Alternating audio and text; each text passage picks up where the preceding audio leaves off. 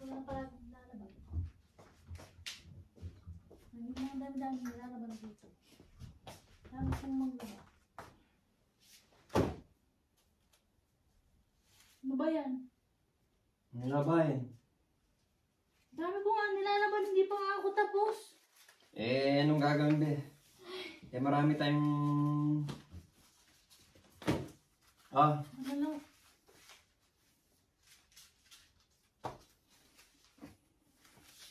Kamu, ang dami ko pa nga isasampay, tapos magbigay ka na naman dito.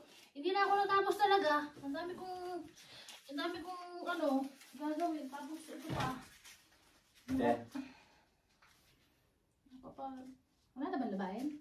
Ang dami pa doon be. Kunin mo na lahat, para malabang mo na lahat. Alam mo namang gusto ko naglalabay. Baka meron pa dyan. Check mo na, para masalang ko na lahat dito. Alam mo nga be, favorite mo yung paglalabay. Hindi lang maglabay.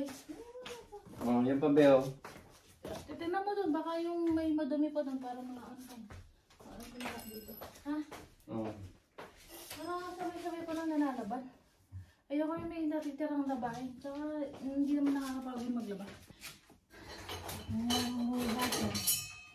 Hugas na lang ng hugas. Hindi na lang ako ng hugas. Hindi na. Hugas na ako ng hugas. Ano ba may sinasabi ka?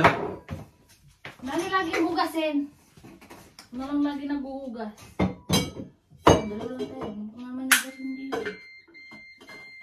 Ano ba yan, be? Pindot mo pa. Eh, sorry naman. Eh, anong gagawin? Eh, pagod din ako sa trabaho, be. Ano naman hugasin? Stop. Tataob pa yung ano. Yung plato. Baka maghuhugas. Alam mo naman pagod din ako sa trabaho, be. Kaya, sorry magtayo. Dami ko na naman hugas.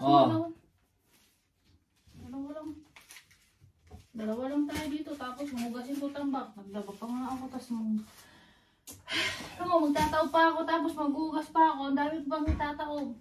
Ano ko ba? Hindi pa ako. Ay, sorry ng likod ko. Wala na bang hugasin doon? Gusto mo ako na lang magtrabaho? Hindi, magpahinga ka lang. Wala na bang hugasin doon? Tignan mo nga, baka para makahugasan ko na sabay-sabay. Bigay mo na lahat sa akin.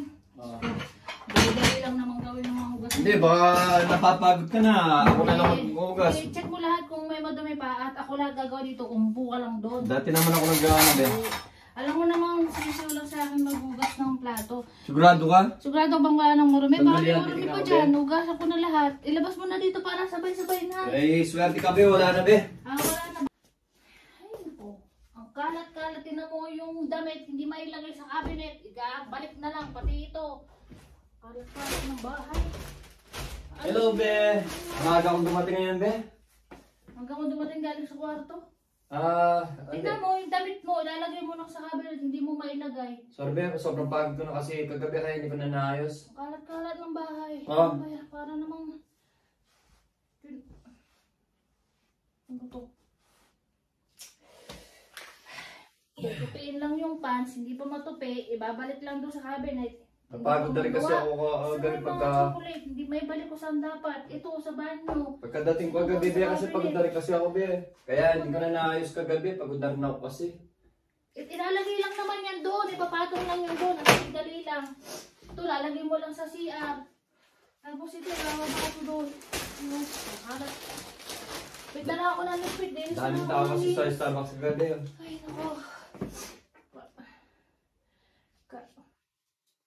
Magpahinga ka na lang kasi doon. Madali lang naman yung pagpipit dito. Kaya ko naman gawin yan. Ba't ang sipag mo yata ngayon, be? Ano ka ba? Masipag naman ako palagi. So pwede na akong umupo-upo, be? Oo naman.